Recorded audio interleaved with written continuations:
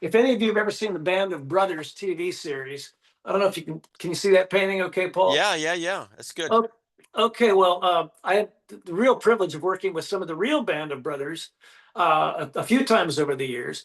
And Dick Winters was the name of the man who was their company commander. And uh, I don't know, maybe once this is edited, I can shoot you a photo that you can put in the final edit to show me sitting there with Dick in his office discussing the idea for this painting. Uh, this was a scene showing Dick and some of his men preparing for uh, for the D-Day landings in Normandy in 1944, and I had shown Dick a rough sketch of all these people in place, and this was kind of the cool thing. As we sat there in his office, he said, "Reach behind you and pick up what you see on the floor back there." And I reached back behind me in his office, and there's a pair of boots. And I picked up the boots, and he said, "What do you?" Oh, and it was in the boots. Hang on, I know that the phone is probably jerking around a little bit. That's right. Um, in the let's see, there we go.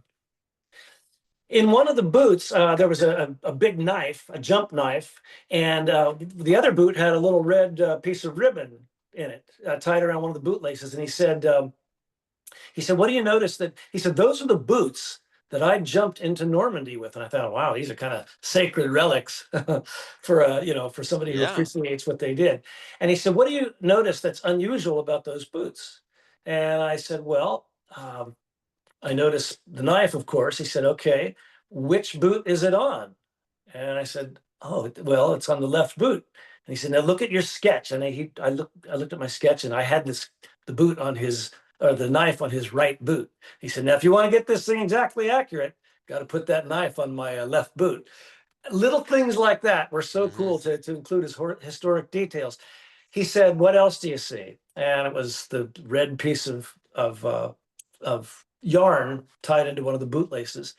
And he said, "Do you know why that's there?" I said, "No, I have no idea." And he said, "That I tied that there to show the only time during World War II that I was actually grazed by a bullet. After all the amazing combat that Dick Winters and his men had experienced, that was the only time that he'd actually been grazed by a bullet."